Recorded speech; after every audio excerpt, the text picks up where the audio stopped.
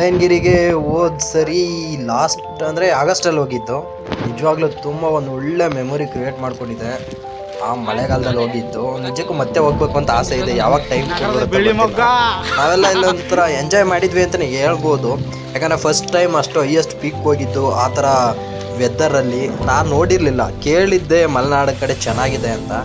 But Chikmagalur first time experience ಮಾಡಿದ್ದು ಗಾಡಿಯಲ್ಲಿ. ನಿಜಕ್ಕೂ ಸಖತ್ತಾಗಿತ್ತು. ಮತ್ತೆ ಹೋಗ್ಬೇಕು ಅಂತ ಪ್ಲ್ಯಾನ್ ಮಾಡಬೇಕು. ಅಲ್ಲಿ ನಿಮಗೆ ಗೊತ್ತೆ ಚಿಕ್ಕಮಂಗ್ಳೂರು ಟ್ರೈನ್ ಇಲ್ಲ. ನಮಸ್ಕಾರ ದೇವರು, ಎಲ್ಲರೂ ಚೆನ್ನಾಗಿದ್ದೀರಾ ಅನ್ಕೊಳ್ತಾ ನಾನು ಇವತ್ತಿನ ಚಿಕ್ಕಮಗಳೂರಿನ ಮುಳ್ಳಯ್ಯನಗಿರಿಗೆ ಬಂದಿದ್ದೀವಿ. ನಾನು ನನ್ನ ಫ್ರೆಂಡ್ಸ್ ಜೊತೆ. ಇಲ್ಲಿ ನೋಡಿ, ಇವರು ನನ್ನ ಫ್ರೆಂಡು. ಸುತ್ತಮುತ್ತ ನೋಡಿ ಹೇಗಿದೆ. ಫಸ್ಟ್ ಟೈಮ್ ಬಂದಿದ್ದೀವಿ. ದೇವರು ಆಶೀರ್ವಾದ ಮಾಡಿ ದೇವರು.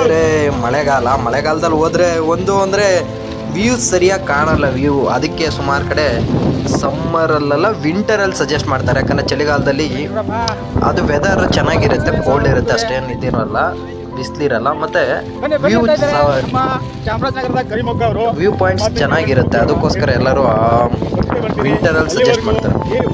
ಇವ್ರು ನೋಡ್ಬೋದು, ಆಲ್ಮೋಸ್ಟ್ ಇವರೇ ವೀಡಿಯೋ ಮಾಡ್ತಾರೆ. ಆಗ ನನಗೆ ಅಷ್ಟೇನು ಐಡಿಯಾ ಇರಲಿಲ್ಲ, ಬಟ್ ಅದು ವೀಡಿಯೋ ಇತ್ತಲ್ಲ ಮೆಮೊರಿಗೆ ಚೆನ್ನಾಗಿರುತ್ತೆ ಅಂತ ಆಗ್ತದೆ. ಸೇಮ್ ಈ ಟೈಮಲ್ಲಿ ಹೋದ್ರು ಇದೇ ರೀತಿ ಮಳೆಗಾಲದಲ್ಲಿ ಅಂತ ಕೂಡಿರುತ್ತೆ. ಐ ಥಿಂಕ್ ಬಿಡ್ತಾರೋ ಬಿಡಲ್ಲ ಏನೋ ಐಡಿಯಾ ಇಲ್ಲ. ಬರ್ತಾ ಇದ್ದಾರೆ ಪಾದಯಾತ್ರೆ ಮಾಡಿಕೊಂಡು.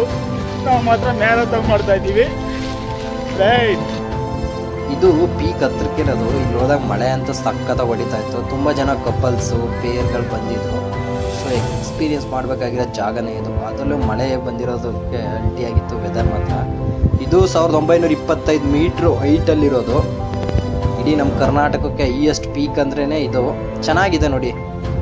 ಮಳೆ ಇಲ್ಲದೆ ಇರೋ ಟೈಮಲ್ಲಿ ಒಂದ್ಸಲ ಹೋಗ್ಬೇಕು ಅಂತಿದ್ದೆ, ಬಟ್ ಇವಾಗಲೂ ಮಳೆಗಾಲ. ಇವಾಗ ಹೋದ್ರಂತೂ ಫುಲ್ಲು ಅಂದರೆ ಬಿಡಲ್ಲ ಅಂತಿದ್ರು. ನಾವು ಮಳೆಯಿಂದ ಫಿಲ್ ಆದಮೇಲೆ ವೀಕಲ್ಲೇ ಹೋಗಿದ್ದೆ ನಾನು. ಸಖತ್ ಎಕ್ಸ್ಪೀರಿಯೆನ್ಸ್ ಆಗಿತ್ತು. ಆ ಫ್ರೆಶ್ನೆಸ್ ಫೀಲಿಂಗ್ ಬರುತ್ತೆ. ಮಾತಾಡಿದ್ದೀನಿ ಏನೋ ಅಂತ ಕೇಳಿಸ್ತಾ ಇರಲ್ಲ, ಅಷ್ಟು ಗಾಳಿ ಬರ್ತಿತ್ತು.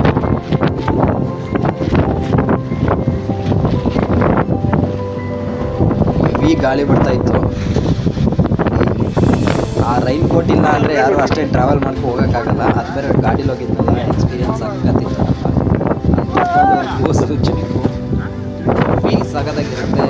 ನೆಕ್ಸ್ಟ್ ಟೈಮ್ ಹೋಗ್ಬೇಕು ಅಂತ ಪ್ಲ್ಯಾನ್ ಮಾಡ್ಕೋಬೇಕು ಯಾರಾದರೂ ಈ ಥರ. ನಿಜ ಅಲ್ಲಿ ಹೋದ್ಮೇಲೆ ಎಷ್ಟು ರಿಲ್ಯಾಕ್ಸ್ ಆಗುತ್ತೆ ಅನ್ನೋ ಮೈಂಡು. ಕೇಳಿದ್ದೆ ನೇಚರ್ ಮಧ್ಯೆ ಕಳೆದೋಗ್ಬೇಕು ಅಂತ, ಬಟ್ ನನಗೆ ಫಸ್ಟ್ ಟೈಮ್ ಎಕ್ಸ್ಪೀರಿಯೆನ್ಸ್ ಆಗಿತ್ತು.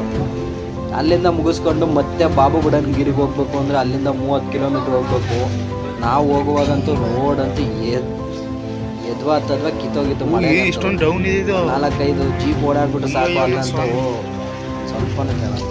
ಇದು ಚೆನ್ನಾಗಿದೆ. ಇಲ್ಲಿಗೆ ಏನಾರ ಬಳ್ಳಿ ಹೆಸರು ಇಲ್ಲಿಗೆ ಎಸಿತ್ತು ಅಷ್ಟೇ. ಇದು ಬಾಬು ಬುಡನ್ಗಿರಿ.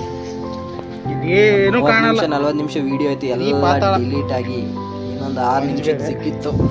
ಅದನ್ನು ಒಂದು ಸ್ವಲ್ಪ ಮೆಮೊರಿಗೆ ಚೆನ್ನಾಗಿರುತ್ತೆ. ಇವಾಗ ಹೋದ್ರೂ ಆಲ್ಮೋಸ್ಟ್ ಇದಕ್ಕಿಂತ ಸಖತ್ತಿರುತ್ತೆ ಈಗ. ಯಾಕಂದರೆ ತುಂಬ ಈಗ ಮಳೆ ಇದೆ. ಇದು ಆಗಸ್ಟ್ ಟೈಮಲ್ಲಿ ಹೋಗಿತ್ತು. ಆಗಸ್ಟ್ ಟೈಮಲ್ಲಿ 24ಅಲ್ಲಿ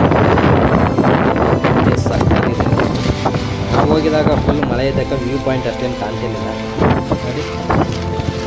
ಅಲ್ಲೆಲ್ಲ ಇಬ್ಬನಿ ಬಿದ್ದಿದ್ದ ಹಿಂಗೆ ಕಾಣ್ತಾ ಇದೆ. ವ್ಯೂ ಪಾಯಿಂಟ್ ಚೆನ್ನಾಗಿ ಕಾಣಬೇಕು ಅಂದರೆ ಅದೇ ಡಿಸೆಂಬರ್ ಜಾನ್ವರಿ ಮಂತಲ್ಲಿ ಹೋಗ್ಬೇಕು. ಆಗ ಚೆನ್ನಾಗಿರುತ್ತೆ. ಆಗ ಇಬ್ಬನಿ ಬಿರುತ್ತೆ, ಬಟ್ ವ್ಯೂ ಚೆನ್ನಾಗಿ ಕಾಣುತ್ತೆ.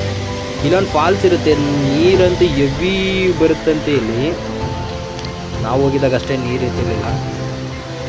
ಅದೇ ಮಳೆಗಾಲ ಮುಟ್ಟು 1 ವೀಕ್ ಆಗಿದಾಗ ಹೋಗಿತ್ತು. ಚೆನ್ನಾಗಿತ್ತು ಜರಿ.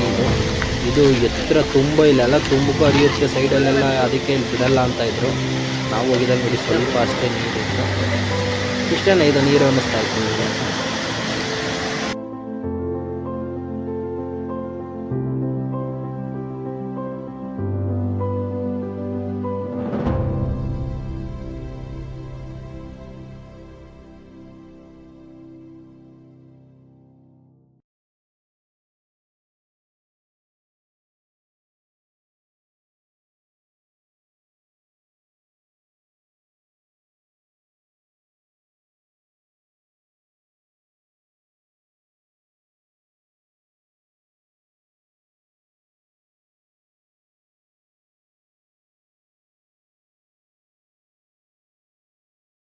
ಸೊ ಇದು ಓದ್ ವಿಡಿಯೋದಲ್ಲಿ ಯೂಟ್ಯೂಬ್ ಇದ್ದಾಗ ಹಾಕಿದ್ದು. ಸೊ ಎಕ್ಸ್ಪೀರಿಯನ್ಸ್ ಚೆನ್ನಾಗಿರುತ್ತೆ.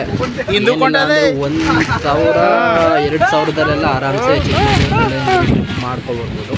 ಇಲ್ಲಿಂದ ಬೆಂಗಳೂರು ಕಡೆಯಿಂದ ಚಿಕ್ಕಜಾಜೂರು ಇಲ್ಲ ಚಿಕ್ಕಜಾಜೂರಲ್ಲ ಕಡೂರು ರೈಲ್ವೆ ಸ್ಟೇಷನ್ ಇಳ್ಕೊಂಡು ಅಲ್ಲಿಂದ ಚಿಕ್ಕಮಗಳೂರು ಆರಾಮ್ಸೆ ಹೋಗ್ಬೋದು. ಸೊ ಈ ವಿಡಿಯೋ ಇಷ್ಟವಾಗಿರೋ ಲೈಕ್ ಮಾಡಿ, ಶೇರ್ ಮಾಡಿ, ಸಬ್ಸ್ಕ್ರೈಬ್ ಮಾಡಿ. Thank you.